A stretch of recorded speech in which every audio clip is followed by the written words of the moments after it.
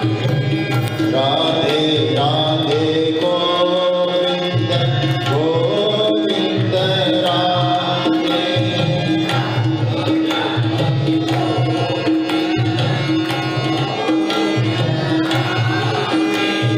राधे राधे गोविंद गोविंद राधे।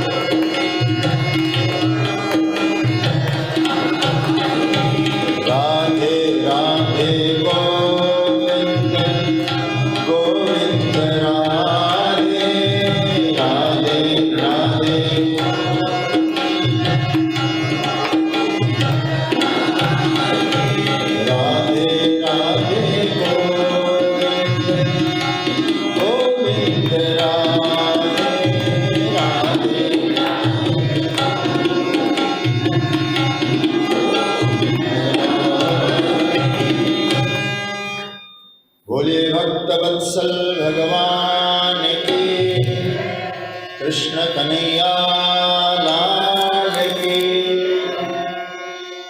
सद्गुरुदेव भगवान की,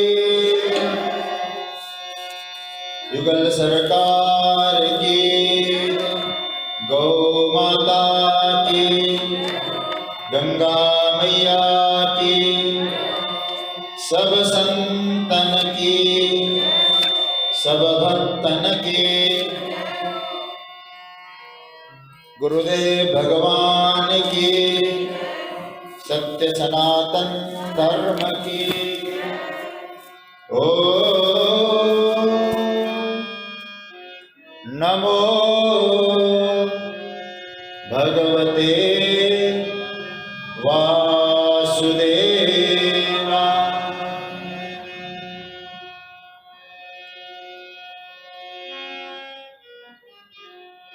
परम मंगलमय अकारण करुणा वरुणालय भक्तवांछा कल्पतरु परमात्मा की मंगलमयी प्रतिमूर्ति श्रीमद् भागवत महापुराण भगवत कथा रस रसिक सभी आदरणीय श्रोताजन, श्रद्धामयी मातृशक्ति, हमारे स्वाध्याय परिवार से जुड़े सभी प्रभु प्रेमी जन, आप सभी को गोपी गीत चर्चा के आज 7वें दिवस में व्यासपीठ से पुनः एक बार मैं प्रणाम करता हूँ। राधे राधे। प्रभु की मंगलमयी कृपा से परमात्मा की ही भावमय उपस्थिति में गत 6 दिनों से हम लोग गोपी गीत का चिंतन कर रहे हैं। आज जो कथा है, जो चिंतन है, संक्षेप करके गोपियों के चरणों को वंदन करेंगे। कुछ औपचारिकताएं भी हैं और हमारे स्वाध्याय परिवार से भी, जो हमारे स्वाध्याय परिवार के मार्गदर्शक है पूज्य पांडे जी, उनका भी हम सबका आशीर्वाद लेंगे। और फिर उसके बाद हम लोगों का उत्सव है फूलों की होली का। इस दृष्टि से चिंतन को कुछ संक्षेप करके हम लोग आज यात्रा को पूर्ण करेंगे।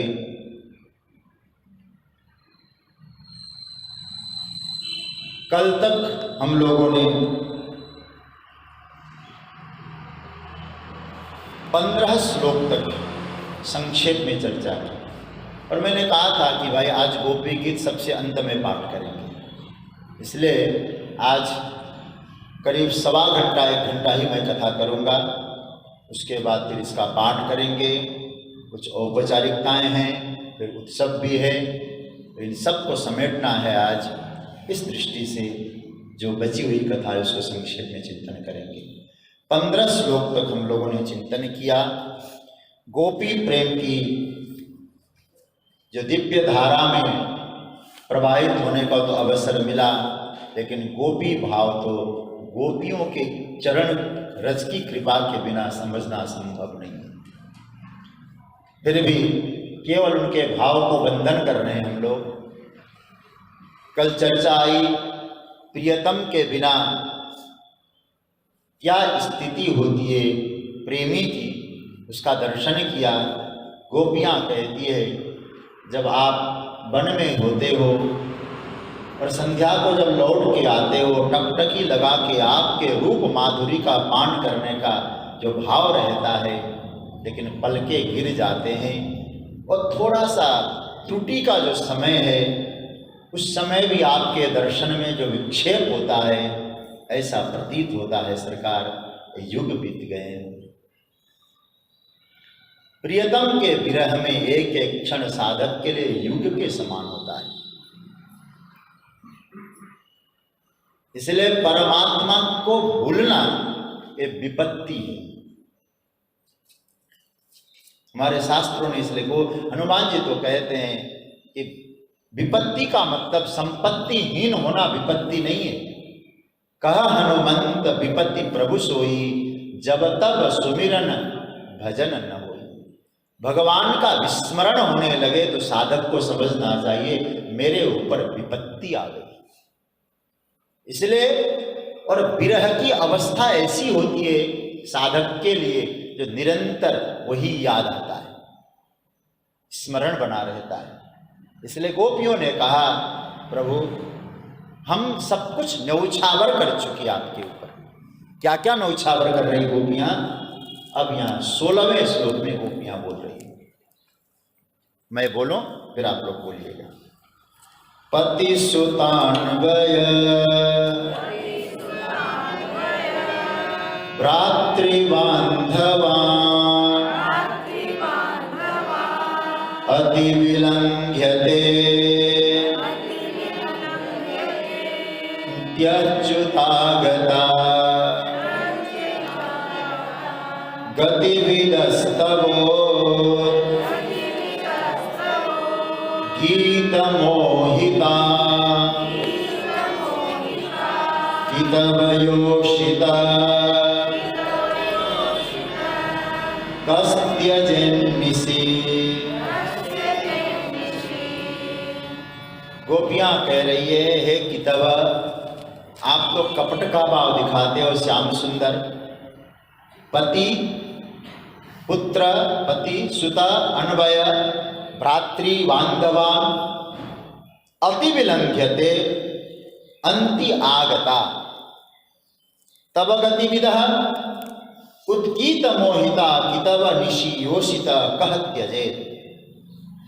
इसका अर्थ है कि हे प्रभु, हमने आपको पाने के लिए पति, घर में जो पति हैं उनको त्यागा केवल आपके लिए, और सुत पुत्रों की ममत्व को भी तिलांजलि दे। अन्वय, अन्वय शब्द का अर्थ बांधव, अन्न सर वंश, जो हमारे वंश में जो लोग रहते हैं वो अन्वय, संबंधी जो कहते हैं। पतिसुता अन्वय, भ्रातृ भाई लोग, बांधव लोग, उनको सब छोड़ के आपके निकट हम लोग, अंति शब्द का था, आपके निकट हम लोग आ गए। और प्रभु आप कौन है? गतिविदा। इसके दो अर्थ है। हमारे भाव को आप जानते हैं और गोपियां मानो ये भी कह रही है तुम्हारे चाल को भी हम जानते हैं, और हे श्याम सुंदर तुम्हारे उद्गीत से, तुम्हारे वेणुनाद से मोहित होकर आपके निकट आए। और रात्रि के समय हम अबलाओं को इस तरह से जंगल में आपने छोड़ा, कौन छोड़ता है? यह गोपियों का भाव कृष्ण को उल्हाना देना ही नहीं। गोपियां ये कहना चाहती है कि हम आपको पकड़े कब, ये मत समझ लेना कि हमारा जो उत्तरदायित्व है उसकी पूर्ति नहीं किया। पति को त्यागना, पुत्र को त्यागना, त्याग शब्द का अर्थ यह है कि हम आपके पास आए, सबके उत्तरदायित्व की पूर्ति तो हमने की, लेकिन हमारा मोह नहीं है किसी के प्रति। और मैं बार बार कथा में कहा करता हूं, दो प्रकार का मोह होता है, दो प्रकार से होता है। या तो कभी व्यक्ति कहता है इनके बिना मेरा क्या होगा, अथवा कहता है मेरे बिना इनका क्या होगा। मतलब जगत में दो ही कारणों से हम बंधे हैं। कभी कभी लगता है मैं इतना कर रहा हूं, मैं नहीं करूंगा तो क्या होगा, क्या दुनिया हम ही पाल रहे हैं क्या? और कभी कभी लोग इतना प्रेम करने वाले, इन्हें कुछ हो गया तो मेरा क्या होगा, तो मेरे बिना इनका क्या होगा, यह अहंकार, और इनके बिना मेरा क्या होगा, यह मोह। और याद रखना, बाहर से उत्तरदायित्व की पूर्ति करें, लेकिन भीतर से यदि ये भाव बना रहेगा तो हम बंधन में हैं। यदि ये भाव नहीं है तो आप घर में रहें चाहे वन में रहें, आपके लिए कोई दिक्कत नहीं, आप तपस्वी है। ये बंधन इसलिए तो भगवान से गोपियां कह रही है कि हमने त्यागा, इसका अर्थ क्या है? बोले आपको पाने के लिए हम आए हैं। यदि आप कहेंगे तुम्हारी उधर लालच है अभी, बोले नहीं महाराज, अनासक्त होकर आए, न उनके बिना मेरा क्या होगा ये भाव है, न मेरे बिना उनका क्या होगा। और गोविंद तुम तो जानते हो हमारे भाव को। और रात्रि के समय आए, कस त्यजे, आपने त्यागा है हमको, आपको छोड़कर दूसरा कौन त्यागता होगा। इसलिए भाव यह है, हमें मत त्यागो गोविंद, दयिता दृश्यता। प्यारे अब हमें त्याग कर कहां जाओगे, आओ तुम प्रकट हो जाओ। गोपियां ये बात कहती है। इसमें हमारे महापुरुषों ने कहा गोपियां परम सन्यासिनी। कई बार हम लोग धर्म को त्यागे तो धर्म सन्यासी होते हैं, अर्थ को त्यागे तो अर्थ सन्यासी होते हैं। पति सेवा धर्म, उसको त्यागा। उसके बाद अर्थ, बोले गाय दूधती, बाजार में जाकर दूध बेचती, तो अर्थ को त्यागा। संसार का सुख त्यागा, कामना त्यागा। और कृष्ण से कहती है तू मिल जाए, हमें मोक्ष भी नहीं चाहिए, इसलिए मुक्ति को भी त्यागा। तो सुखदेव जी महाराज कहना चाहते हैं कोई अर्थ सन्यासी होता है, कोई धर्म सन्यासी होता है, जिसको जो त्यागा वो सन्यासी। कोई गृह सन्यासी होता है, घर सन्यासी। लेकिन गोपियों को हम एक उपाधि दे सकते हैं, सर्व सन्यासी। कहीं उनको आसक्ति नहीं है। हमारा त्याग और गोपियों के त्याग में अंतर। हम कोई चीज आवेश में त्यागते हैं तो त्यागी हुई चीज को पकड़ भी लेते हैं। गोपियां ऐसी, बड़े बड़े सन्यासी गोपियों के चरणों में नतमस्तक होते हैं। इसलिए हे कन्हैया तुम प्रकट हो जाओ। उसके बाद भगवान से गोपियां कह रही है 17वें श्लोक, ऐसे पाठ करेंगे भाई। रहसि संविदं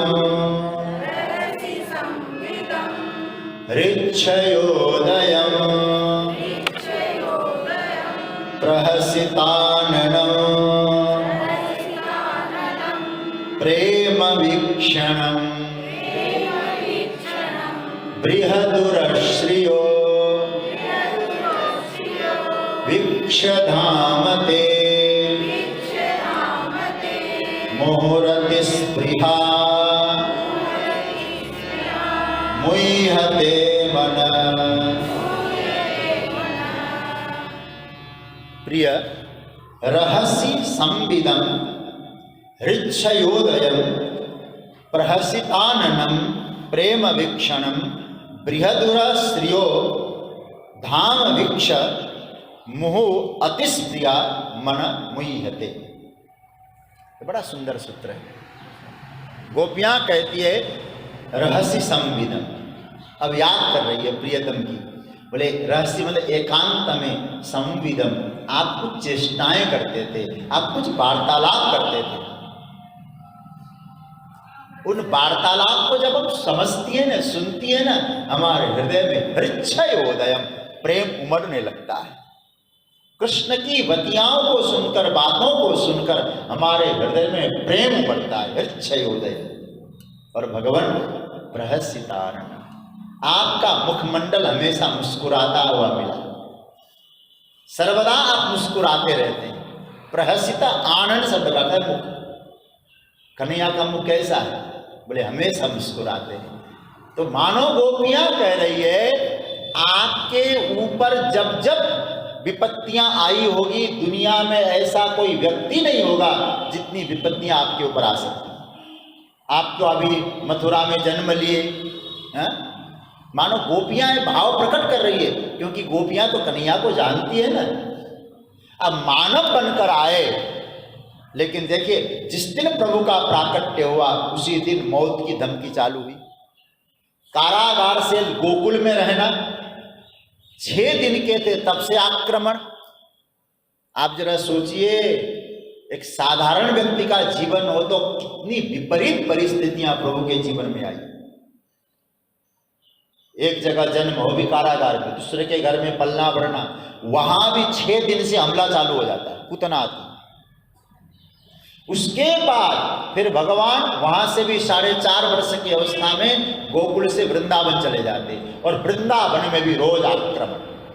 लेकिन मानो गोपियां कह रही है ऐसी विपरीत परिस्थितियां हुई प्रभु आपके जीवन में, लेकिन आपके चेहरे पे हमेशा मैंने अपने मुस्कान देखा, प्रहसिताननम। भगवान मानो हम सबको ये कहना चाहते हैं कि हे गोपियां, जैसे मैं विपत्तियों में मुस्कुराता रहता हूं, विपत्तियां रोने से कटती नहीं है, उनको मुस्कुरा के स्वीकार करो। आएगी विपत्तियां, हमारे रोने से विपत्तियां चली जाती तो फिर रुदन तो बहुत अच्छी चीज होती, सब प्रशंसा करते, लेकिन नहीं। गोपियां कहती है तुम्हारे चेहरे पे सर्वदा प्रसन्न। भगवान यही तो कहना चाह रहे हैं। गीता में जो मैंने सुनाया है, जीवन में उतार के सुनाया है। सुख और दुख मेरे जीवन में भी आए, लेकिन मैंने आपको, भगवान कहते, जीवन में उतारा। सुख दुख के समय कृत्वा। हमारे महाराज जी का पूज्य गुरुदेव कहा करते थे, परिस्थिति न टालो, मनस्थिति संभालो।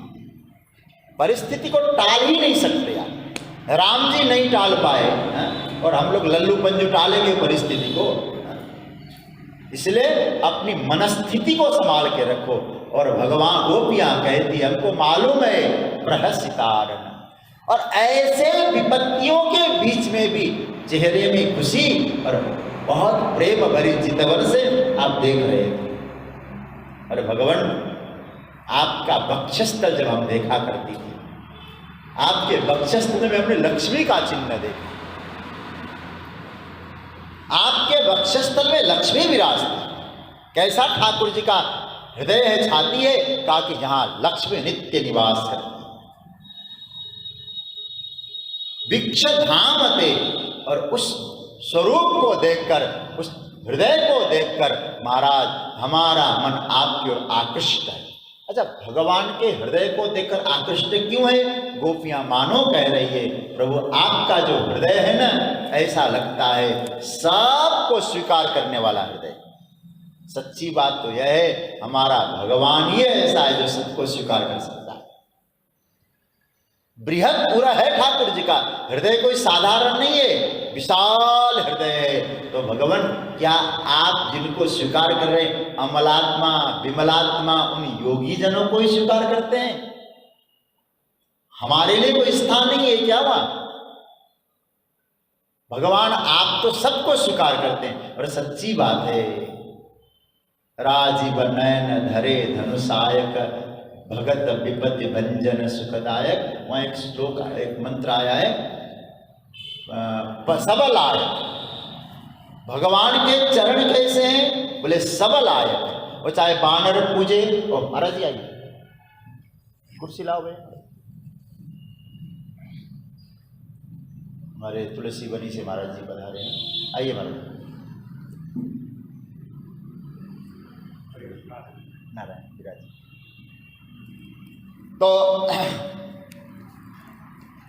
चर्चा कर रहा था, तो विशाल हृदय मतलब वहां भगवान सबको स्वीकार कर, बस हम उधर जाएं।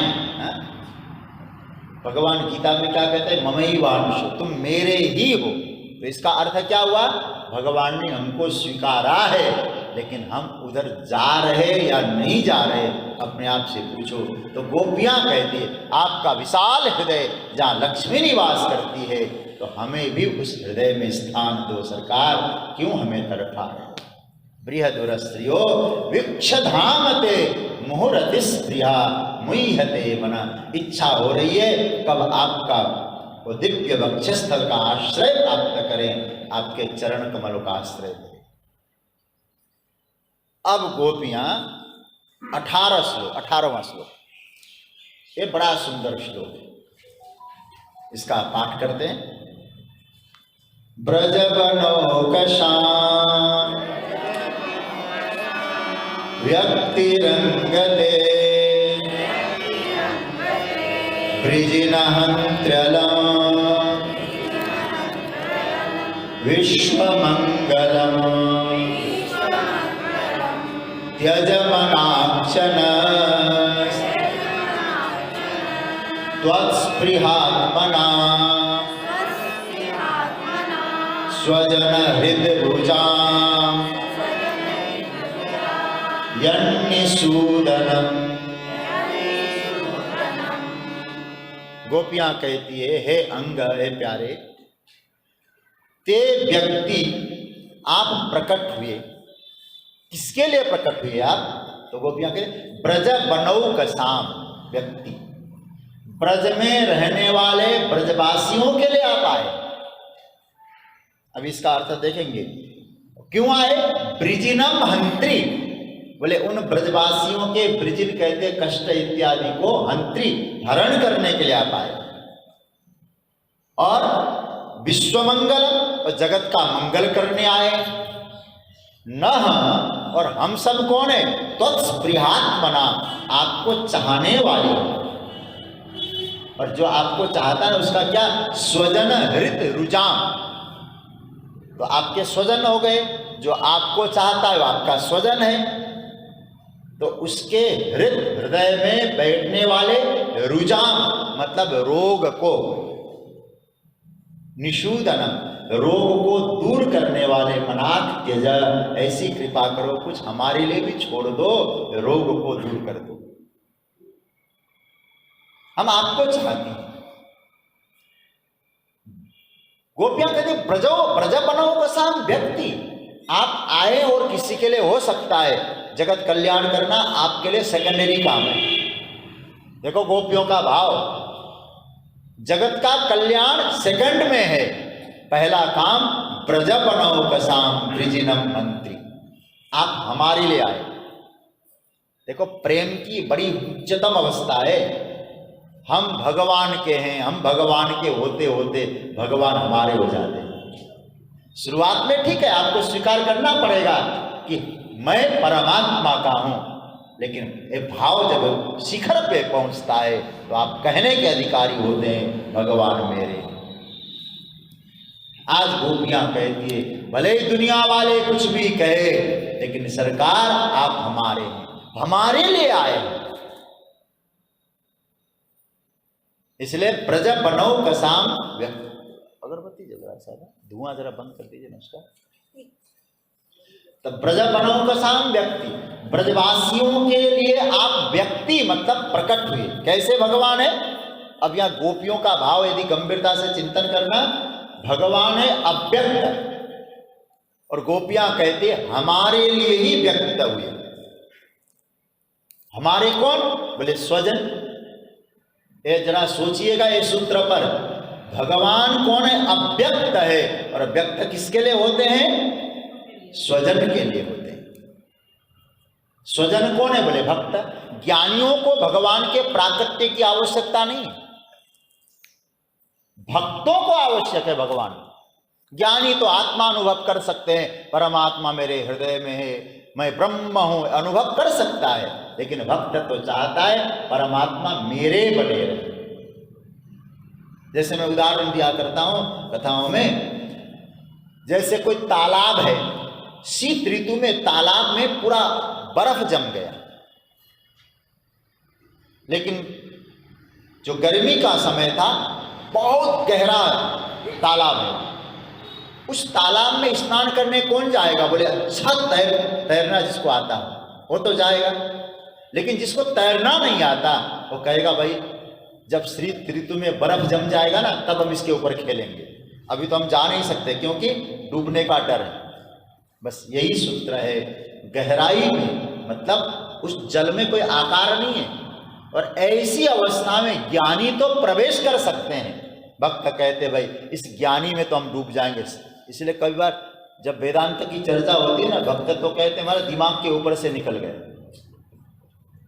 जब गीता का स्वाध्याय कराते हैं ना तो वेदांत की गुड़ बात आती है तो कई भक्त हमको फोन करते हैं, बोले बात तो अच्छी लगी लेकिन कभी कभी दिमाग के ऊपर से चला जाता है, कई दिमाग की वर्जिश करनी पड़ती है हमको। तो आप जरा सोचना यहाँ, तो भक्त लोग कहते हमारे समझ में नहीं आएगा, हमारे लिए क्या चाहिए?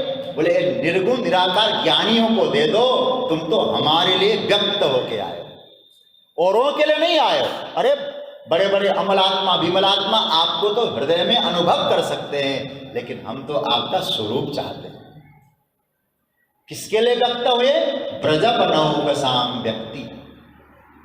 इसका अर्थ यह है, अब वो जरा सोचो, अब भक्त क्या करेगा? बोले आपसे खेलने का मन है, बोले जल में डूबो, बोले मारा तैरना नहीं आता। भगवान कहते फिर तुम मुझमें खेलना चाहते हो ना, मैं फिर आकार ले लेता हूं, बर्फ बन जाएगा, खेलो अब वहां। तो भगवान भी, गोपियां कह रही है ज्ञानियों के लिए आप निराकार हो सकते हैं, लेकिन साकार तो हमारे लिए बने, भक्तों के लिए बने हैं। और जब साकार विग्रह की सेवा करते करते, आपकी पूजा करते करते हम आपके श्री चरणों का आश्रय ले रहे हैं सरकार, तो हमारे हृदय में जो वेदना है हरण करो।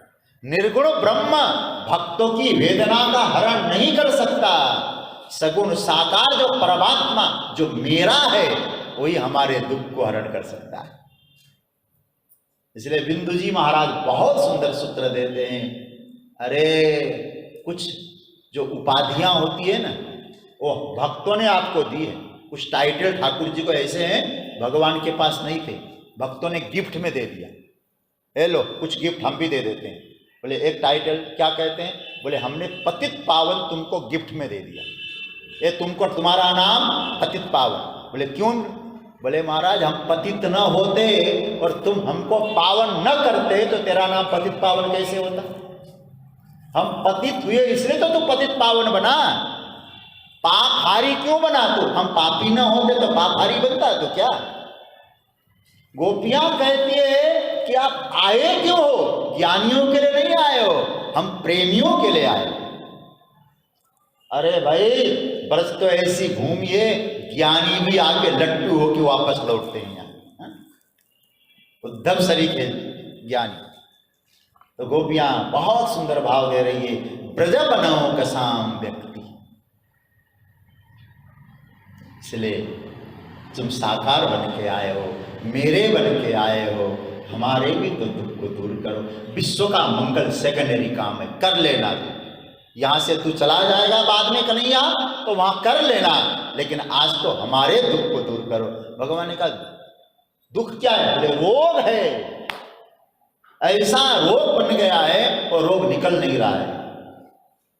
तो एक काम करो, तुम उस रोग को दूर करो। कौन सा रोग है? स्वजन हृदय रुजाम, हम अपने स्वजनों के हृदय का रोग, तुझसे मिलने की व्याकुलता। मीरा की दर्द तभी मिटेगी जब वैद्य सांवरिया हो।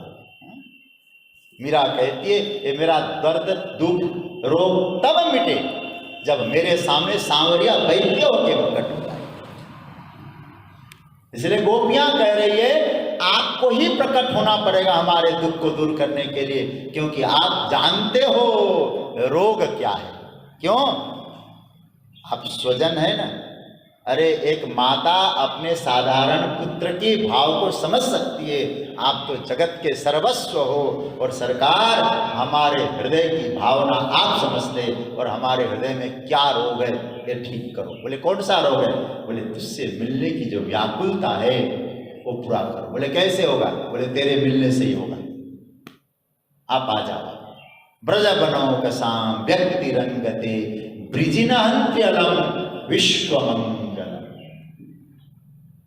भगवान ने कहा कि हमारा दुख दूर करोगे ना तो विश्व का मंगल होगा। बोले किस बात का मंगल होगा? तुम्हारा ही तो दुख दूर होगा, विश्व का मंगल कहाँ से होगा? बोले महाराज सच बात कहें, जब हमारे दुख को दूर करोगे तो हम तुम्हारा यशगान गाएंगे, और यशगान गाएंगे तो भक्त लोग क्या कहेंगे? वाह कन्हैया कितनी बड़ी कृपा की, भक्तों के दुख को दूर किया, तुम्हारा जय जयकार होगा और सब तुम्हारी पूजा करेंगे। इसलिए हमारे दुख को दूर कर। भक्त भी ठाकुर जी को लालच दे रहा है। विश्व मंगलम, हे गोविंद हमारे हृदय के रोग को दूर कर। स्वजन हृद्रुजान यन्निशूदन,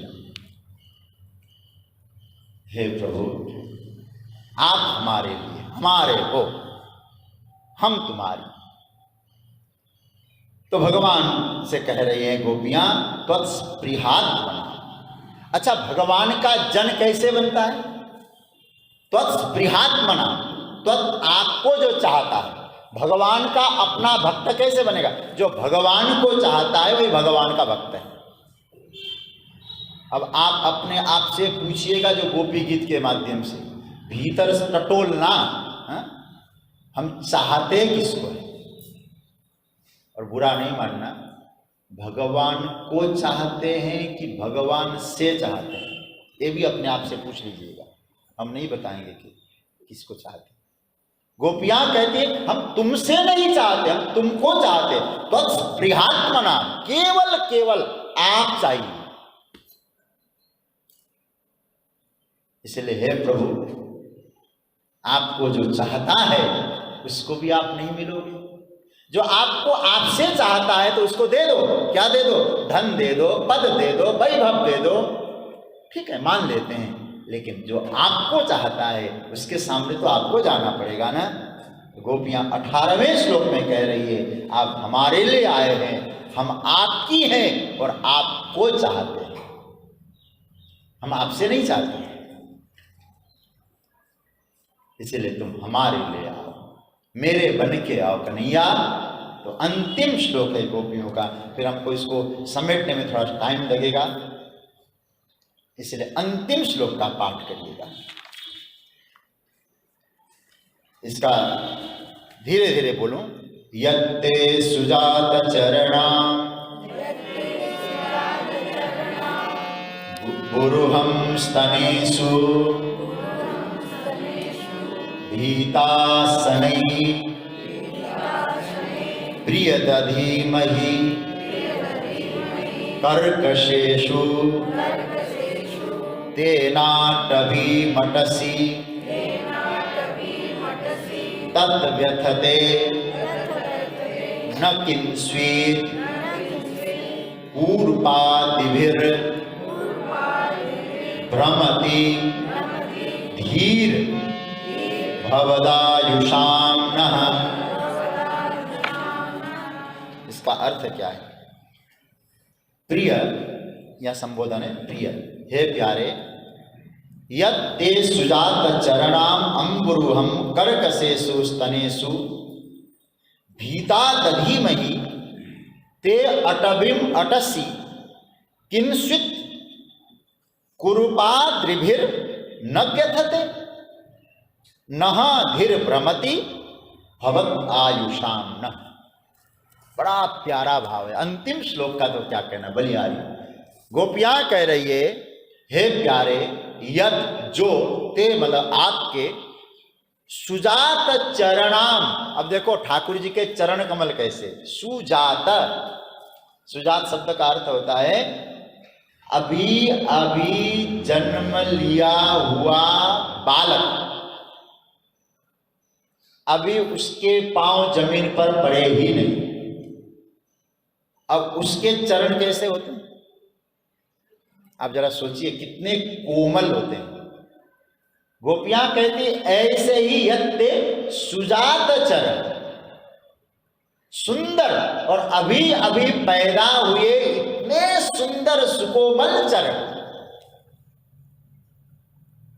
तो गोपियां कहती है हम जब उन चरणों को पकड़ती थी कभी और लगता था हमारे हृदय में वासनाएं धधक रही है, तो आपके उन कोमल कोमल चरणों को पकड़कर हमारे कठोर हृदय में आपके चरणों को हम रखा करती थी। तो उस समय हमको कभी कभी तो ऐसा लगता था प्रभु हमारे इस हृदय की कठोरता आपके कोमल चरणों में चोट न पहुंचाए, इतना डर लगता था, इतने कोमल थे आपके चरण।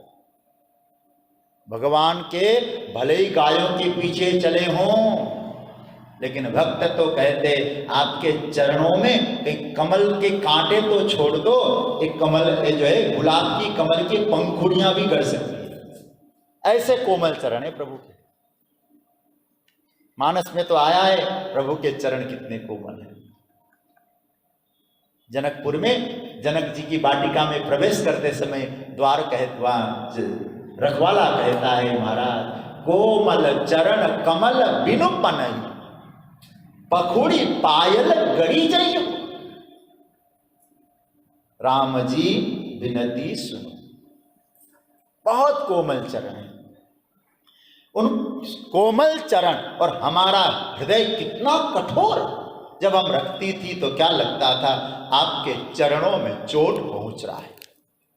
उस समय व्याकुल हो जाया करती थी और क्या होता था डरती थी, भीता, फिर धीरे धीरे धीरे रखती थी, फिर भी डर लगता था। तेन तेन मतलब उन्हीं कोमल चरणों को लेकर भगवान आप क्या कर रहे हैं, अटबिम अटसी, देखो संस्कृत के शब्द, अटबिम जंगल में, अटसी आप घूम रहे हो। अरे महाराज कुरूपा दिभिर न व्यथते किंचित, कदाचित आपके चरणों में कांटे नहीं गड़े हैं क्या? कांटे कंकड़ पत्थर तो गड़े होंगे। महाराज ये भाव जब आता है आपके पैरों में कांटे पत्थर कंकड़ गड़ गए, ये भाव सुनते हमको क्या लगता है, धी भ्रमती, हमारी बुद्धि भ्रमित हो जाती है। बुद्धि भ्रमित हो रही, बुद्धि में उहापोह आता है, कन्हैया को कितना कष्ट हो रहा होगा। इसलिए हे गोविंद हम तो आपके लिए जी रही हैं। हमारे महापुरुषों ने अंतिम जो मंत्र है ना, इसका ऐसा अर्थ लगाया, भवत आयुषाम भवताम कृते अस्माकम आयुष, बोले ये जो हमारी आयु है ना, जो है अब तो तुम्हारे वियोग में रहा नहीं जाएगा गोविंद, अब जो हमारी बची हुई आयु है वो भी तुम ही ले लो। आगे ये पंडित जी आगे आ जाइए, आगे बढ़िए। तो भवदायुषाम, हमारी बची हुई आयु आप रख लो। हमारे कुछ महापुरुष तो ऐसा कहते हैं कि मानो गोपियां कह रही है कि ब्रह्मा ने हमारे लिए एक आयु का निर्धारण किया था, बोले इतने दिनों तक तुम्हें जीवित रहना है, लेकिन अब ऐसा लगता है प्रभु तुम्हारे वियोग में अब प्राण निकलेंगे, और प्राण निकलते ही क्या परिणाम होगा, आयु तो जो मिला था वो बीच में कट गई, तो फिर वो आयु का क्या करें? बोले प्रभु एक काम करो, ये आयु भी आपको दे देते हैं, हमारी बची हुई आयु आप लेना, अब हमको जाने दो, अब हम तो सही रूप में आपने स्वीकार नहीं किया है, हम आपका ध्यान करेंगे, आपका स्मरण करेंगी, आपका चिंतन करेंगी। और हम तो जानती हैं कि जिसका ध्यान करते करते प्राण त्याग देता है वो वही प्राप्त कर लेता है। तो जीते जी तो आपको प्राप्त नहीं कर पाई अब, लेकिन अब प्राण त्याग कर हम आप में समाना चाहते हैं। भवदायुषाम, और बची हुई आयु क्या करें? बोले आप स्वीकार करो। एक पंक्ति गाते हैं ना लोग, क्या दें हम तुमको अपने दिल के सिवाय, तुमको हमारी उम्र लग जाए। गोपियां मानो कह रही है तुम्हें हमारी उम्र लगे, तुम प्रकट हो जाओ, अन्यथा अब हमारी आयु खत्म है। कुरुपादिभिर भ्रमतिभिर भवदायुषाम। सज्जनों, यहां तक गोपियों ने गाया। संक्षेप में अभी पूरा नहीं हुआ है, और मैं आप लोगों से एक निवेदन करूंगा, गोपी गीत का जब आप लोग पाठ करें, ठीक है, कोई भी पाठ करे, 31वां अध्याय गोपी गीत और 32वें अध्याय के 2 मंत्र ये जरूर पाठ करने चाहिए। 32वें अध्याय के 2 मंत्रों का जरूर पाठ करना चाहिए। इसमें भगवान के प्राकट्य की चर्चा है। गोपियां यहां तक गा रही है। अब गोपियों की एक भूमिका पे थोड़ा सा चिंतन करें हम लोग। गोपी गीत पर चिंतन हुआ संक्षेप में। देखो, पहले गोपियों की स्थिति क्या थी, सब कथा आप सुन चुके हैं, फिर एक बार दूसरे रूप में समझना। भगवान ने गोपियों को वंशित ध्वनि करके बुलाया, ठीक है। गोपियां व्याकुल होकर भगवान के पास पहुंची। कैसे गई गोपियां? व्याकुल हुई, वस्त्रों का अस्त व्यस्त है। यहां तक मैं फिर पहुंचाऊंगा तो आपको समझ में आएगा, तो भूमिका भी समझ में आएगा। एक कवि ने तो यहां तक कहा, कान का कुंडर नाक में डारी। गोपियां ऐसी व्याकुल हो गई, कौन सा वस्त्र, कौन सी गहना कहां पहनना है। कान का कुंडर नाक में डार, नाक की बेंसर कान न डारी। ओरन लाल कमर तर पहिहन, लहंगा गले में लयो है सवार। हाथ का कंगन पांव पहनकर, और पाय की पायल हाथ न डारी।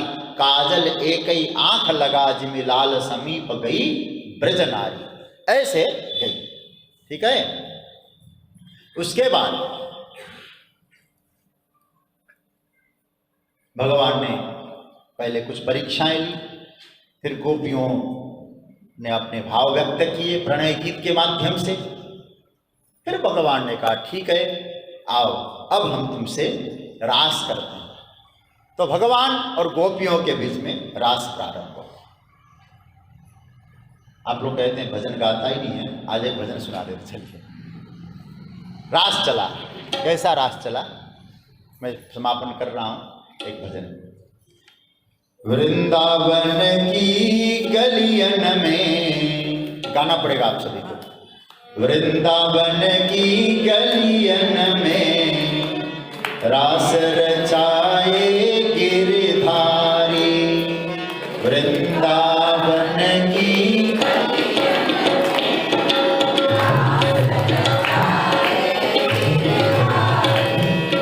श्याम की बाजे बांसुरिया, नाच उठी सखियां सारी। श्याम की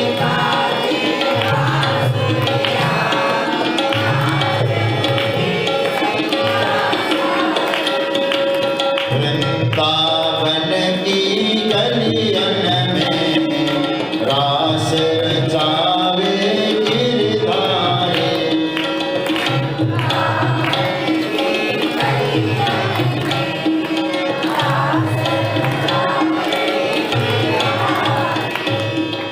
मनमोहन की मुरली में सखियों पे जादू डाला।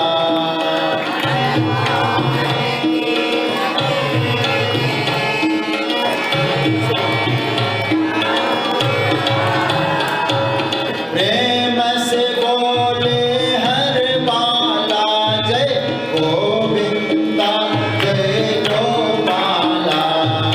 प्रेम से बोले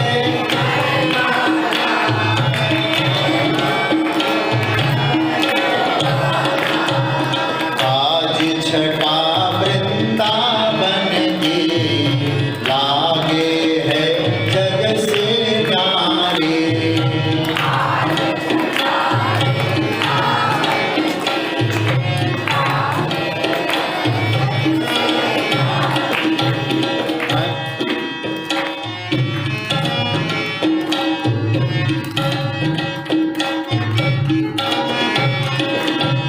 श्याम की बाजे बांसुरिया नाच उठी सखियां सारी।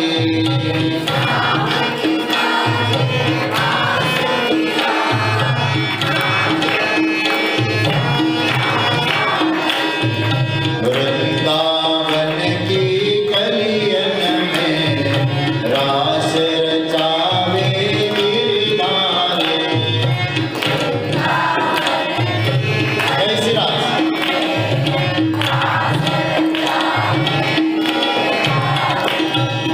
ऐसी रास कभी पहले ना देखी थी ब्रज नारी।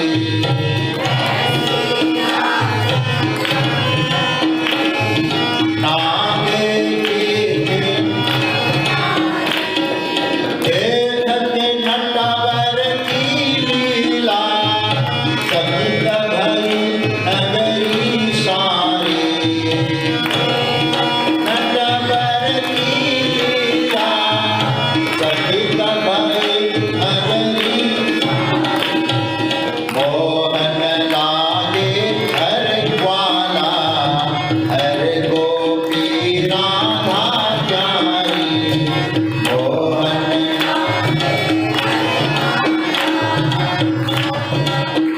राधा प्यारी।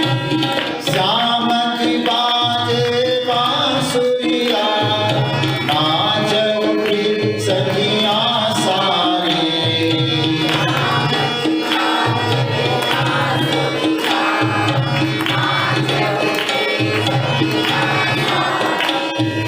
वृंदावन की गलियन में रास रचावे गिरधारी।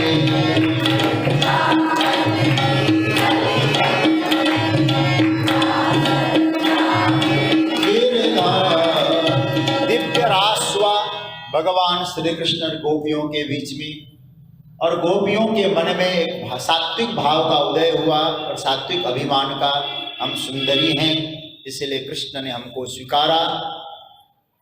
और हमने बड़ी साधना की, हालांकि गोपियों ने प्रकट नहीं कहा, लेकिन श्री कृष्ण अंतर्यामी समझ गए गोपियों के मन में भाव है, तो श्री कृष्ण अंतर्धान हो गए।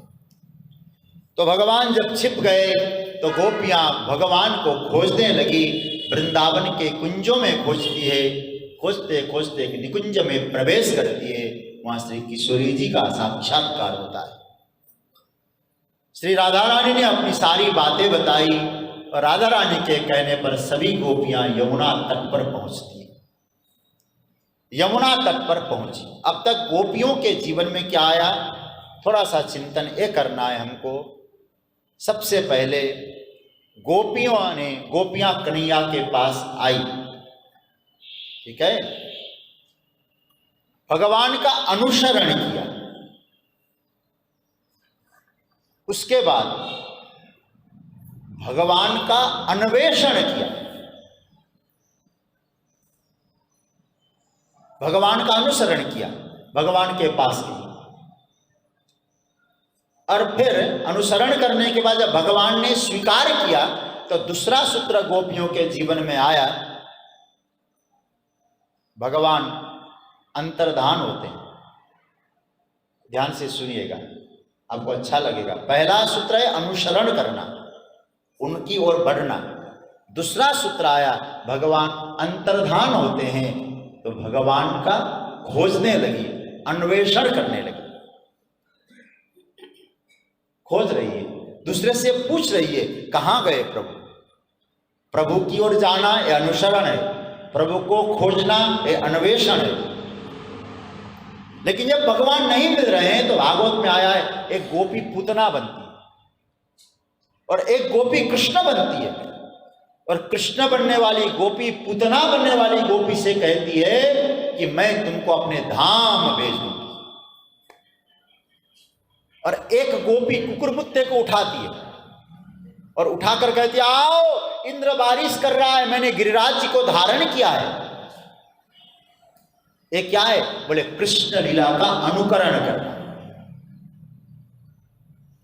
इसलिए लीला का मतलब यह था कि हम लीला में खो जाएं। तो क्या क्या हुआ?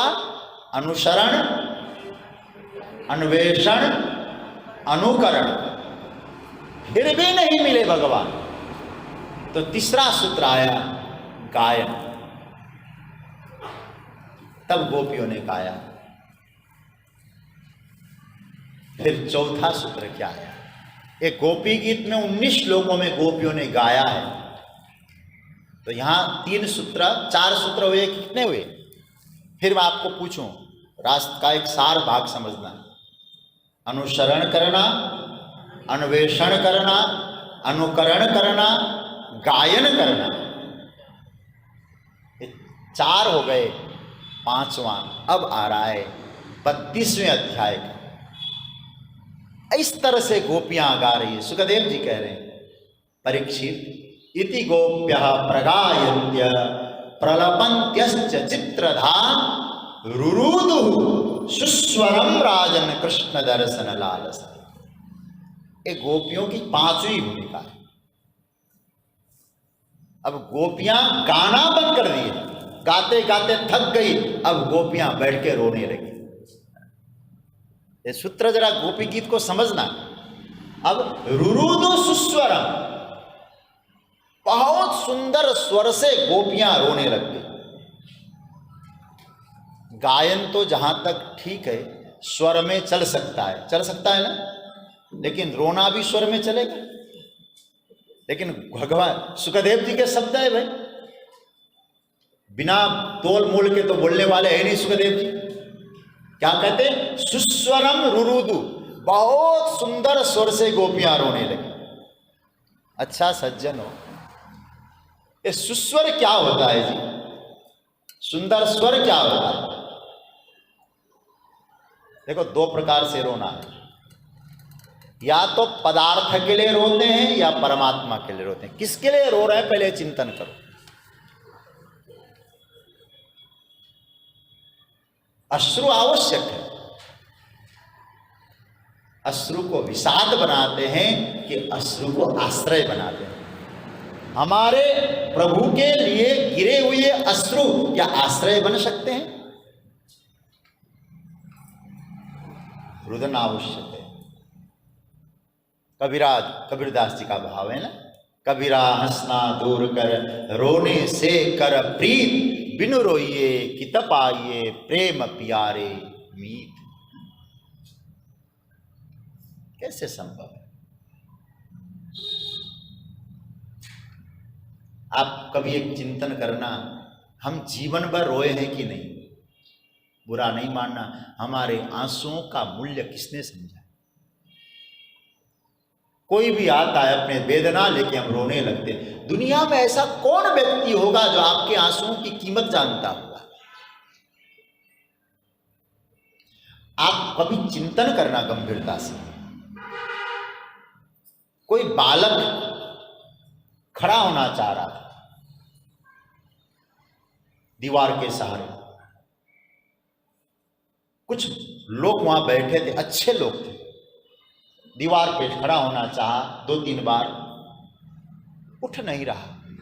एक बार कोशिश, 2-3 बार कोशिश करता है, एक बार यूं गिरा तो उठा नहीं मालूम। एकदम वहां जो देखा चुप, क्योंकि गिरते समय उसको खरोंच सी आ गई। छोटा बालक था, अभी पूरी तरह से खड़ा नहीं हो पा रहा था। उसकी माँ रसोई घर में प्रसाद बना रही थी, मेहमान लोग आए हैं, उनको देखकर बालक चुप। आधा घंटे के बाद वो माँ उस बालक के पास पहुंचती है और बालक इशारे से कहता है इधर, करके बोल नहीं पा रहा है। रोने लगता है, मां के सामने रोया, इशारा कर रहा है मुझे चोट लगी है, चोट का स्थान दिखा रहा है, कहीं खरोंच भी आई थी। अब आप इसका यदि लॉजिक लगाएंगे, आधा घंटे पहले चोट आया और माँ आधा घंटे बाद आई, तो आधा घंटे पहले का चोट और आधा घंटे बाद का रोना, ये तो किसी तरह से लॉजिक से तो फिट नहीं बैठता। आप समझ लीजिएगा थोड़ा सा इस बात को। लेकिन मुख्यतः हमको ये समझना है, वो बालक जानता है यहाँ बैठने वाले जितने लोग हैं मेरे आंसुओं का मूल्य नहीं समझते, मेरी आंसुओं का कीमत मेरी माँ जानती है, इसलिए ऐसी जगह आंसू नहीं बहाना है जहाँ मेरी आंसुओं का कोई कीमत नहीं जानता है। तो माँ फू करती है बालक को, बालक का अब फू कौन सी मेडिसाइन है भगवान जाने, और ठीक हो गया बालक। तो इसका अर्थ यह है, हमको भगवान कह रहे हैं, मानो गोपियां संकेत कर रही है, गाओ कन्हैया को खोजो, लेकिन रोना हो तो उन्हीं के लिए रो, तब वो आंसुओं का मूल्य समझ पाएगा। मैंने मासूम बहारों में तुझे देखा है, मैंने चांद सितारों में तुझे देखा है, मेरी महबूब तेरी पर्दा नसीनी की कसम, मैंने अश्कों के कतारों में तुझे देखा है। अश्रुओं में निवास करता है परमात्मा। जिसको जीवन में एक बार प्रभु का प्यार मिलता है, उसे बस आंसुओं के हार का उपहार मिलता है। न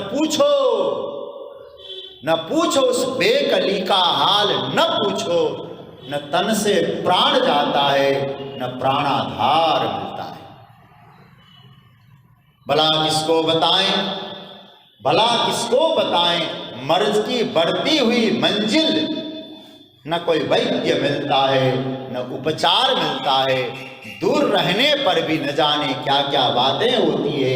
हृदय के तार से जब उस हृदय का तार मिलता है, जब कुछ छल छलाता अश्रुजल दिखलाई देता है, उसी मानुष में हमें सांवला सरकार मिलता है।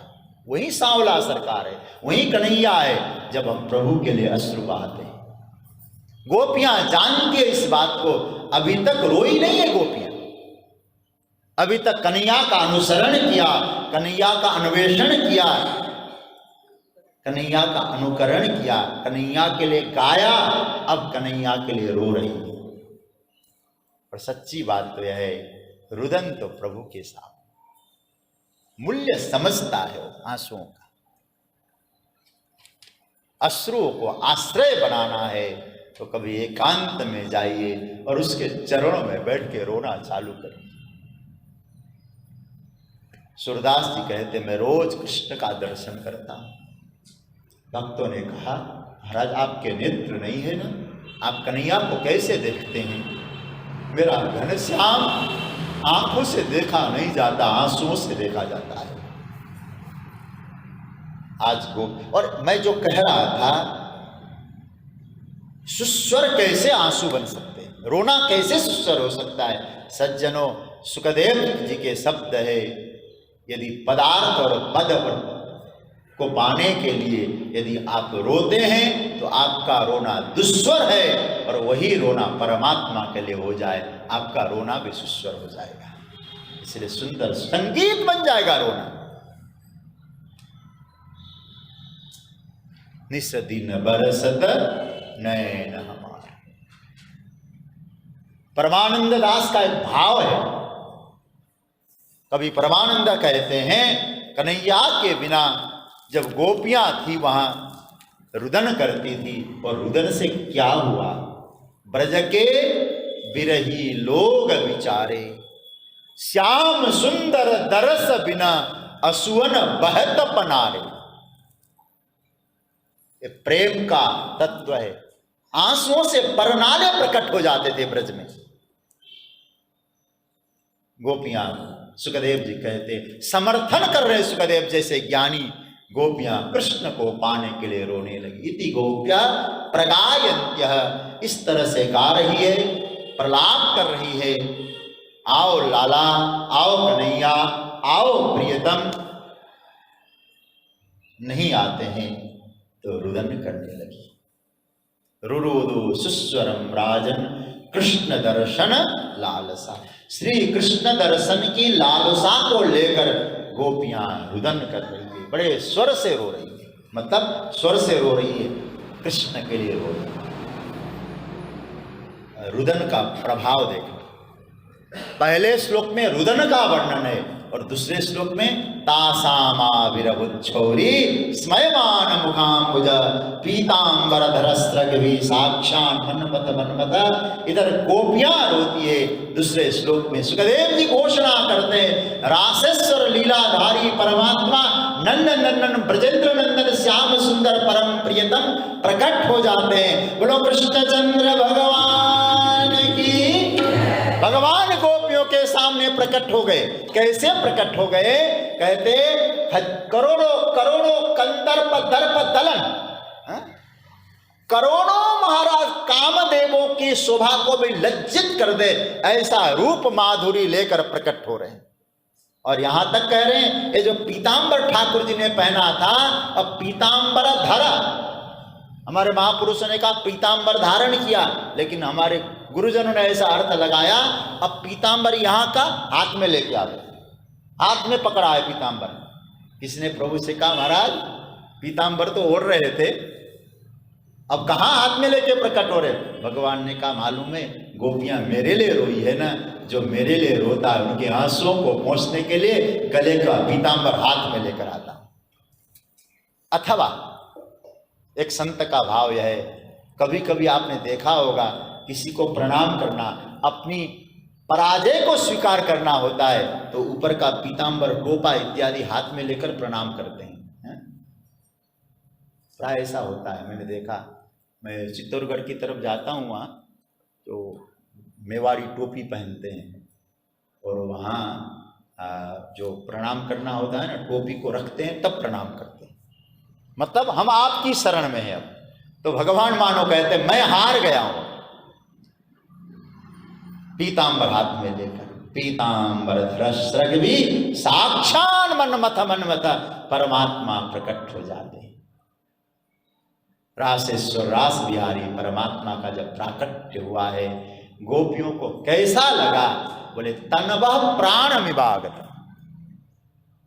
जैसे शरीर से प्राण चले गए हों फिर वापस आ रहे हों, तो वापस प्राणों ने प्रवेश किया हो शरीर, वो कैसा होता होगा? प्राण निकल के शरीर से गए हों और प्राण वहीं भटक रहे हों और बाद में वो प्राण वापस आके शरीर में प्रवेश किए हों, जैसा अनुभव होता है गोपियों को कृष्ण के आने पर ऐसा ही अनुभव हुआ। कृष्ण तो प्राण प्रियतम है गोपियों के।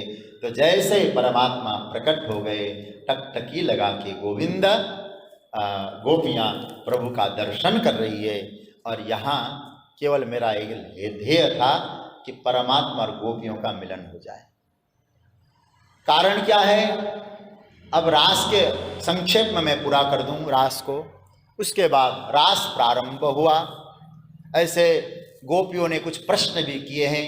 प्रश्न एक किए हैं, कुछ लोग ऐसे होते हैं भजन करने वालों का भजन करते, कुछ लोग भजन करने वालों का भी नहीं करते। आप किस कैटेगरी में आते हैं? तो भगवान ने गोपियों को वचन दिया है, गोपियाँ ब्रह्मा की आयु प्राप्त करके मुझे आपकी सेवा करनी पड़े, मैं आपको वचन देता हूँ, मैं आप लोगों के ऋण से कभी उऋण नहीं हो पाऊंगा। भक्ति की तुम आचार्य हो, मैं जैसे हनुमान जी के लिए राम जी कहते मैं तुम्हारा ऋणी हूँ, ऐसे भगवान गोपियों से कह रहे हैं मैं तुम्हारा ऋणी हो गया हूँ। तुम्हारा प्रेम, तुम्हारे हृदय का जो भाव है, इस सब को देखकर मैं घोषणा करता हूँ, ब्रजांगनाएं न पार ए हम निरवध्य संयुजाम सुसाद प्रत्यम विबुधा युषापि वह या मां भजन दुर्जर ग्रेह श्रृंखला संपृष्ट तद्वह प्रत्यातु साधु।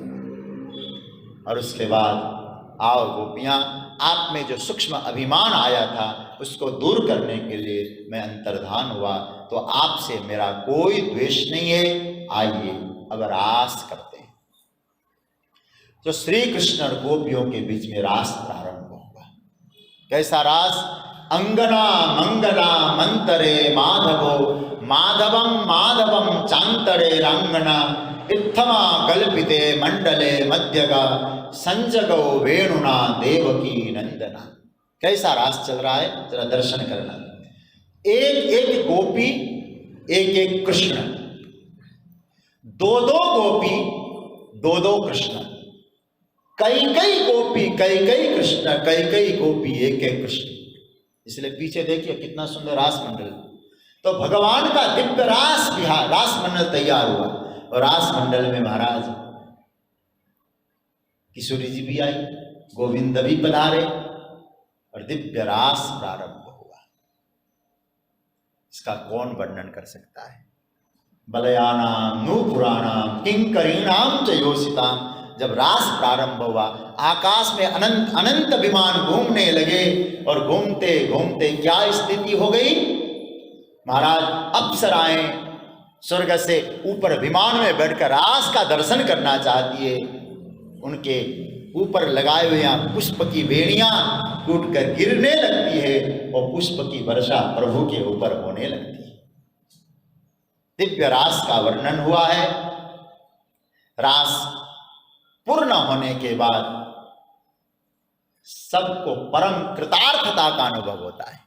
लेकिन सुखदेव जी सावधान करते हैं, परीक्षित गोपियां कृतार्थ हो गई, लेकिन एक पंक्ति जो कही गई है व्यास में, कुछ भागवत के विद्वान लोग इस पंक्ति पर ध्यान देते हैं या नहीं, मुझे तो संदेह है।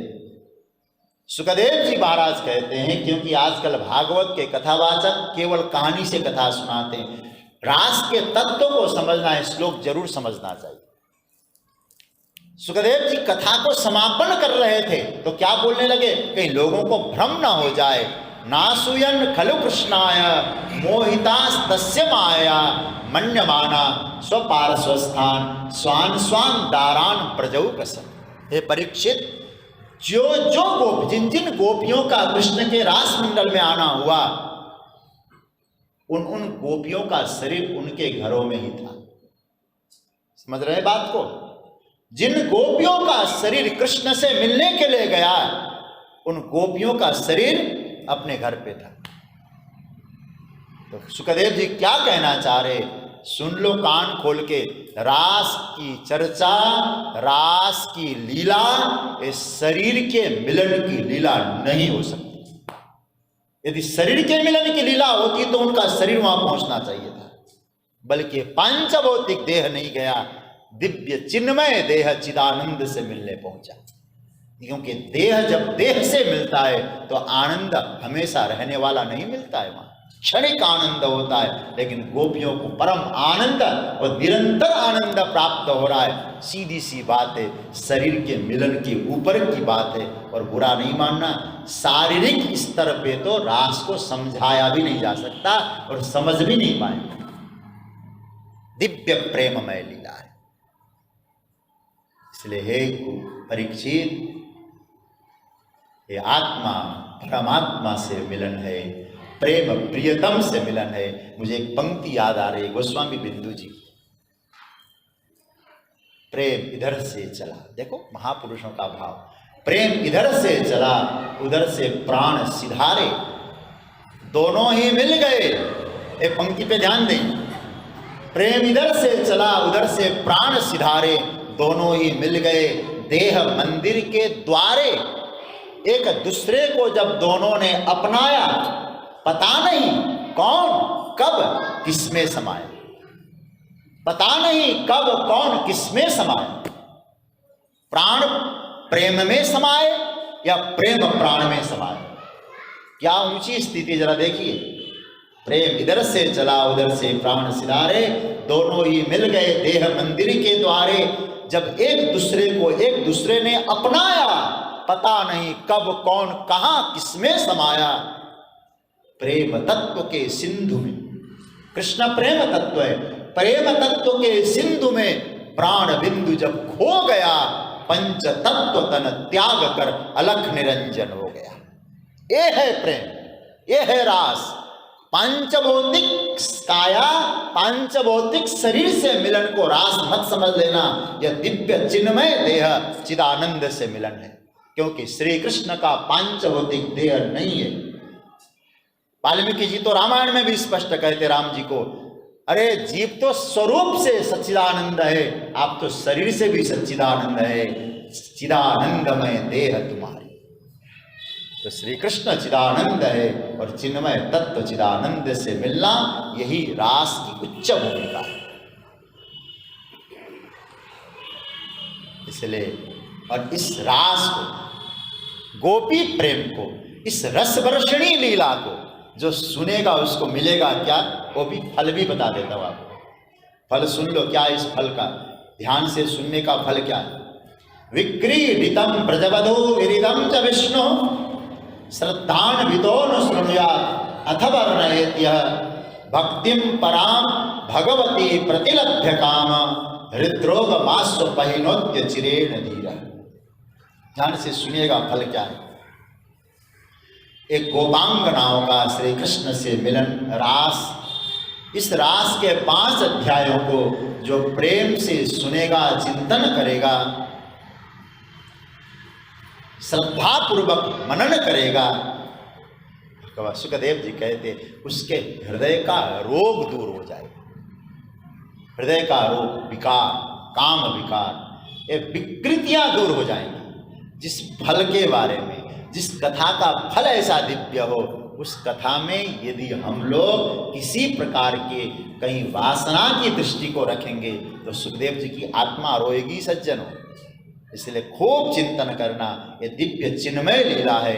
सुखदेव जैसे महापुरुष जिन्होंने जीवन में 5 अंगुल की लंगोट भी धारण नहीं की हो, ऐसे सुखदेव भी इस कथा को छोड़ नहीं पाते। दिव्य तत्व की चर्चा, तो गोपी और कृष्ण का दिव्य मिलन हुआ, दिव्य रास संपन्न हुआ है। इस रास आप अपने हृदय में रखें जिससे कि आपके हृदय में भी रस बरसे। इसी भाव के साथ हम सब सामूहिक रूप से बड़े आनंद के साथ आइए गोपी गीत का एक बार पुनः सस्वर पाठ करें, फिर उसके बाद आगे जो भी औपचारिकताएं होंगी आपके सामने रखें। सब हम मिलके, कल से हम नहीं कहेंगे पाठ करने को, आज करिए आराम से। गोप्यौचु जयति तेधिकं जन्मना व्रज श्रयत इंदिरा शाश्वत ग्रही दयित दृश्यता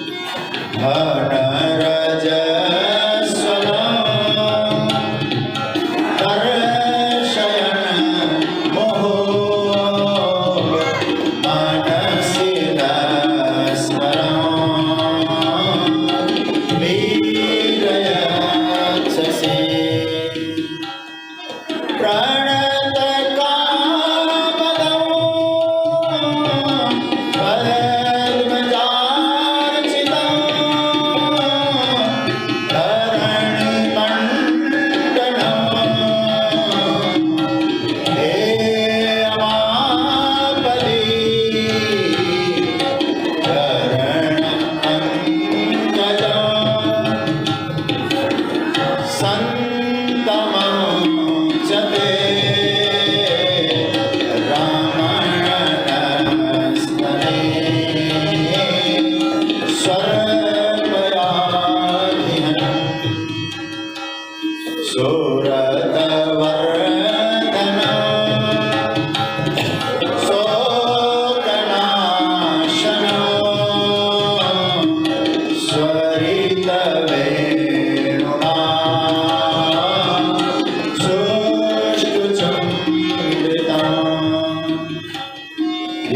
श्रीधर राघवे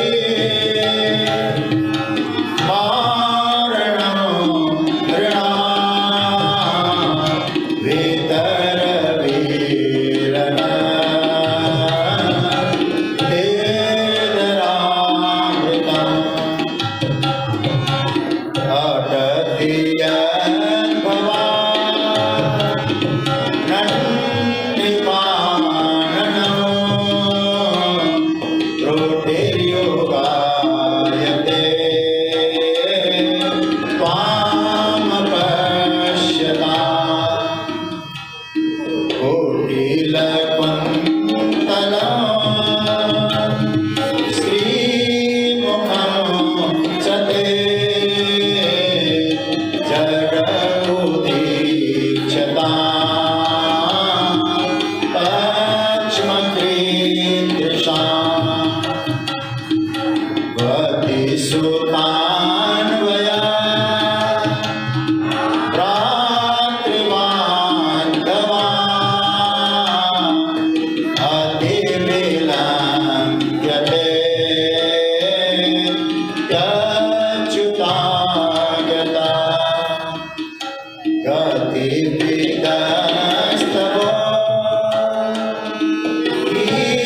गीतमोहिता गीतवयोषिता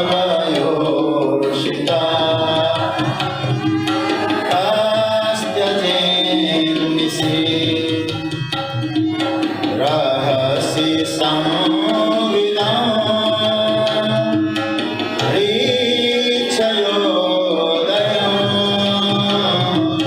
रहसि काननम् प्रेमवीक्षणम् बृहदुरश्रियो वीक्षतामते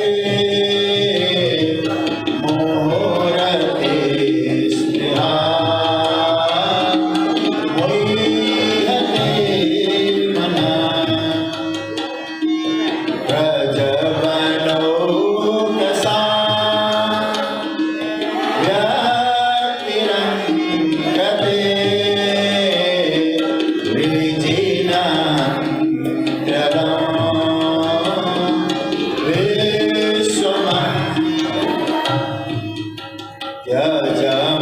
त्यजमनाञ्चन त्वत्स्पृहात्मना सजनरेतृजा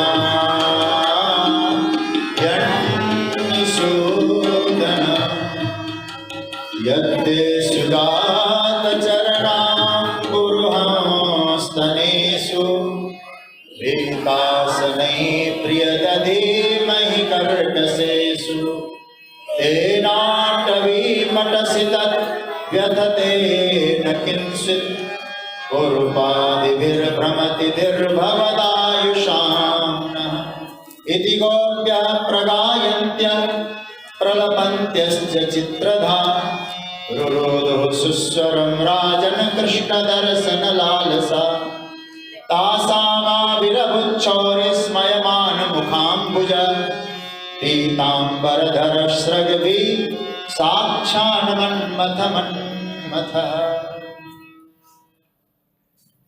श्री हरे नमः। विगत 4 तारीख से ये जो गोपी गीत का चिंतन हुआ, ये चिंतन की यात्रा यहाँ विराम ले रही है। मुझे अधिक कुछ नहीं कहना है, केवल कुछ निवेदन आप लोगों के सामने रखना चाहूँगा। सबसे पहले तो ये जो गोपी गीत गाया गया, इसका जो भी चिंतन हुआ, ये गोपी गीत के चिंतन का जो पुष्प मैं उस पावन चेतना के रूप में मेरे अभिभावक श्री प्रभुदयाल झुंझुनवाला जी के उस पावन स्मृति के लिए समर्पित करता हूँ। और उनको प्रिय था ये गीत, गुनगुनाया करते थे। सुखतीर्थ में जाते थे, बटवृक्ष के नीचे बैठते थे तो एक गीत गा के सुखदेव जी की, और बटवृक्ष में सुखदेव जी को सुनाया करते थे। कभी कभी बड़े व्याकुल हो जाया करते थे। मैंने अपनी आंखों से उनके कई रूपों का दर्शन किया गोपी गीत के प्रसंग में। इसलिए चर्चा हुई कि एक बार यहाँ चर्चा किया जाए तो उनका जो प्रिय था, हालांकि उनके भक्त चरित्र और भी बहुत कुछ, हनुमत चरित्र बहुत प्रिय था, लेकिन मुझे लगा इस बार हम लोग उनके स्मृति को प्रणाम करने के लिए गोपी गीत का चिंतन करेंगे। और मैं यही समझता हूँ उनकी पावन चेतना प्रसन्न होकर सभी को, अपने परिवार को, हम सबको अपने हृदय से भाव व्यक्त कर रहे हैं, ये मुझे भरोसा है। इसलिए मैं ये गोपी गीत का जो पुष्प है उनके पावन स्मृति के लिए समर्पित करता हूँ। अधिक मैं क्या कहूँ, आप लोगों को जो अच्छा लगा और प्रभु का प्रसाद समझकर आप लोग ले लीजिएगा, जो अच्छा नहीं लगा ये मेरी बुद्धि का दोष समझकर मुझे वापस कर दीजिएगा।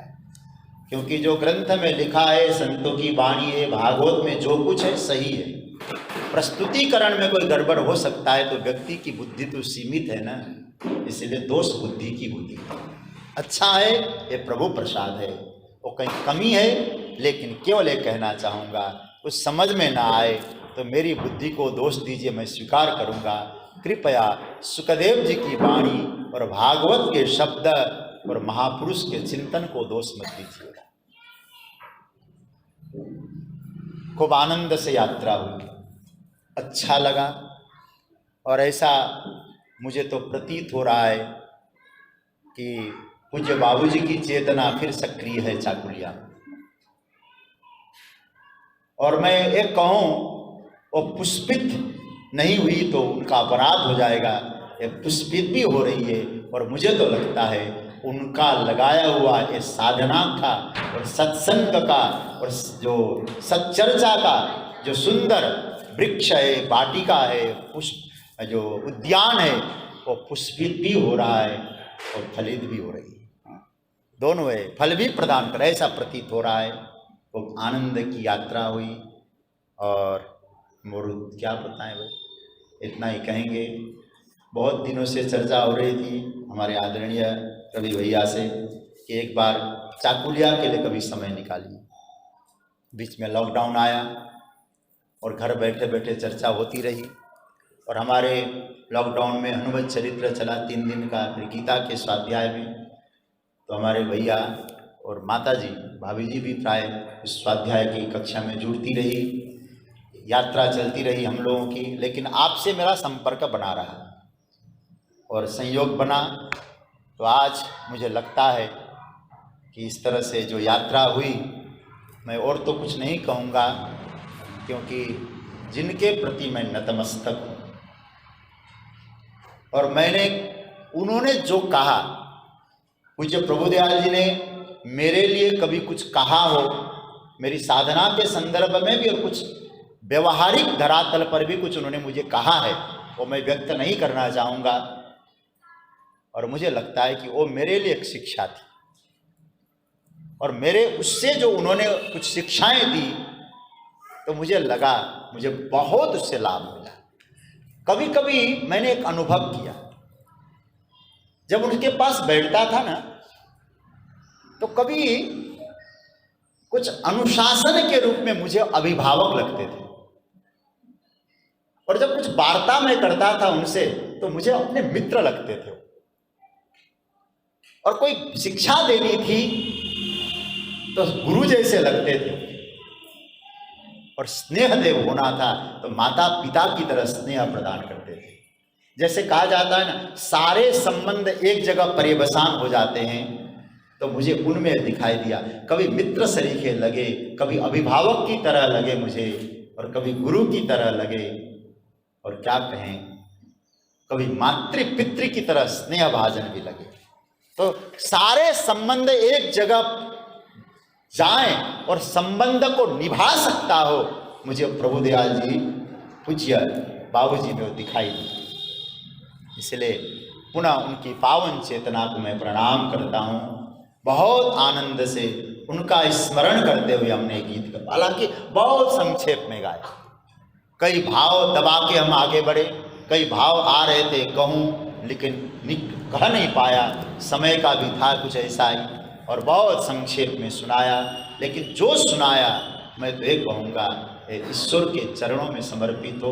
और प्रभु से यही कहेंगे, हम ये नहीं कहेंगे कि हमें धन दो, हमें दौलत, हम कभी मांगे नहीं ठाकुर से, ना अपने लिए मांगा है तो मैं आपके लिए क्यों मांगूंगा भाई, ऐसा। इसीलिए प्रभु से कहूँगा, प्रभु जो प्रारब्ध में हो हमें देना, भोग लेंगे, शिकायत कभी तुमसे नहीं करेंगे। प्रारब्ध में जो आएगा वो देना मैं भोग लूंगा, शिकायत हम नहीं करेंगे। लेकिन आप यदि प्रसन्न है तो अपने चरणों का भजन, अपने चरणों की भक्ति जरूर प्रदान करिए। प्रसीद में नमामि ते पदाब्ज भक्ति देहि। हमारे गीता वाटिका में जब रामचरितमानस का पाठ होता है ना, इस संपुट के साथ पाठ होता है। हम लोग तो मंगल भवन अमंगल हारी बोलते हैं ना, वहां आता है अत्रि ऋषि ने जो गाया, प्रसीद में नमामि ते पदाब्ज भक्ति देहि में। प्रभु आप प्रसन्न है, अपने चरण कमलों की भक्ति प्रदान करें। इस तरह से प्रभु की कृपा से ये यात्रा बहुत सुगमता से, बड़े आनंद के साथ संपन्न हो रही है। अभी हमारे और भी कई कार्यक्रम है, आप सब आए, और मैं एक एक का नाम लूं तो समुचित भी नहीं होगा। प्रभु सबका नाम जानते हैं, तो प्रभु से कहेंगे सभी का नाम लें और सबको अपने चरणों की भक्ति प्रदान करें। ये प्रभु से मैं प्रार्थना करता हूँ। हमारे स्वाध्याय परिवार से प्रतिदिन बहुत लोग जुड़े, बहुत जगह से जुड़े और इसका आनंद लिया। हमारे आज हमारा मनोज भैया जो इतने व्यस्तता पूर्ण समय में भी इस जूम प्लेटफार्म को व्यवस्थित किए हैं। लगभग 200 दिन का हमारा गीता का क्लास भी वो चलाते हैं। श्रावण में 1 महीने तक उन्होंने रोगों का रुद्राभिषेक ऑनलाइन कराया। मेरे द्वारा रुद्राभिषेक हुआ और ऑनलाइन रुद्राभिषेक कराया। आज भी वो कई मीटिंग में व्यस्त रहे हैं कटक में, फिर भी वो व्यवस्था करते हैं प्रतिदिन। तो हम इस मंच से उनको भी साधुवाद देंगे। मेरे पूज्य पिता के समान पांडे जी हैं, जो हमारे स्वाध्याय परिवार के मार्गदर्शक हैं। स्वाध्याय परिवार की भी इसमें भूमिका है, इसलिए मैं अभी थोड़ी देर में उनका भी हम लोग पावन आशीर्वचन सुनेंगे। अंत में आप सभी ने जो प्रेम से सुना, मैं अपने भाव और कृतज्ञता आप अनुग्रहित हूँ। आनंद का खूब अनुभव हुआ, खूब चिंतन हुआ। हम लोग सुबह जलपान के लिए बैठते थे, वहाँ भी कुछ देर तक हम लोग सत्संग ही करते थे। तो कई दौर में सत्संग चला, आनंद आया। और मुझे लगता है लॉकडाउन के बाद ये मेरे लिए एक अमूल्य क्षण की तरह हम इसको सजो के ले जाएंगे। और ठाकुर जी ऐसे क्षण हमारे जीवन में उपलब्ध कराएं, यही प्रभु से प्रार्थना करते हुए मैं आप सभी से एक निवेदन करूंगा।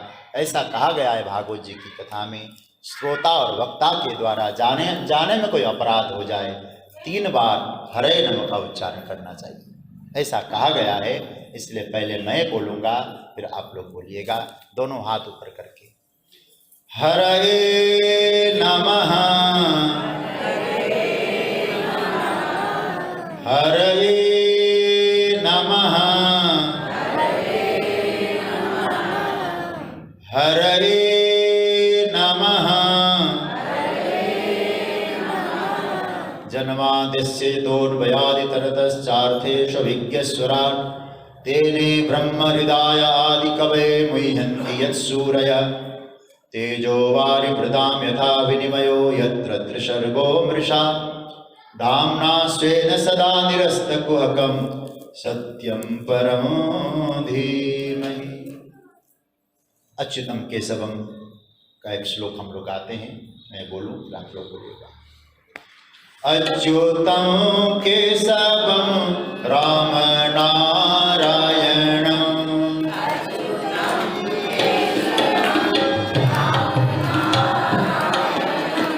कृष्ण दामोदर वासुदेव हरिं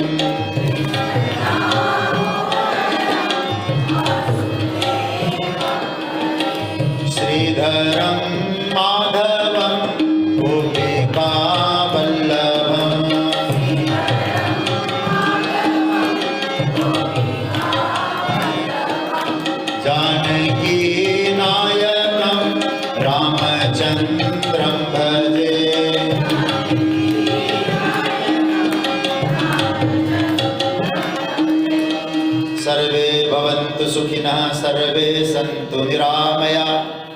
सर्वे भद्राणि पश्यन्तु मा कश्चित् दुःखभाग् भवेत्। ओम पूर्णमदः पूर्णमिदं पूर्णात् पूर्णमुदच्यते पूर्णस्य पूर्णमादाय पूर्णमेवावशिष्यते। ओम शांति शांति शांति। आप सभी लोग अपने स्थान में बैठे रहेंगे। पुलकित जी आ गए हैं नहीं तो इसको इधर कर लेंगे अभी लैपटॉप को, तो उसमें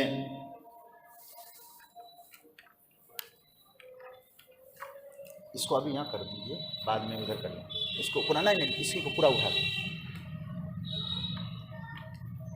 इधर कर दीजिए, उधर देखें सभी आवाज़ करके इधर इधर कर दीजिए, इधर इधर श्रोताओं की तरफ। अब आप लोग अपने स्थान में जो बैठे हैं, स्वाध्याय परिवार की ओर से माइक लगाना पड़ेगा, आवाज़ उधर से आनी चाहिए। स्वाध्याय परिवार की ओर से हमारे स्वाध्याय परिवार के मार्गदर्शक पूज्य पांडे जी अपना आशीर्वाद देंगे। माइक ये लगा लो, आवाज़ देखना पुलकित जी, उसमें नहीं वहाँ से आवाज़ आ रही है, नहीं वहाँ से आवाज़ नहीं आ रही है, नहीं यहाँ से तो ठीक है, आवाज़ वहाँ से आती है, वहाँ से आवाज़ आ रही नहीं आ रही है? नहीं कुछ नहीं, खोल दिया होगा पानी को। हाँ नहीं और डॉक्टर साहब कैसे हैं? ठीक है ठीक है, इलाज किए। हाँ बैठिए। जो चालू किए वो नहीं इसको बंद कर दो। हाँ खोलेंगे नहीं खोल रहे हैं, नहीं हमारा नहीं हो पानी का, जरा उसको एक सेकंड में करता हूँ, इसमें लगाना, इसमें सब खोलना, गैलरी बोला गैलरी, अरे नहीं उसमें नहीं करो।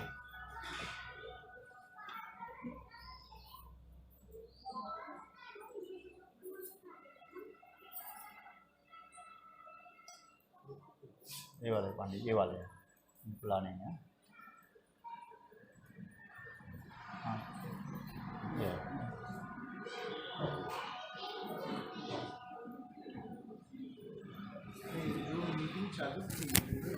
मैं बताता हूँ।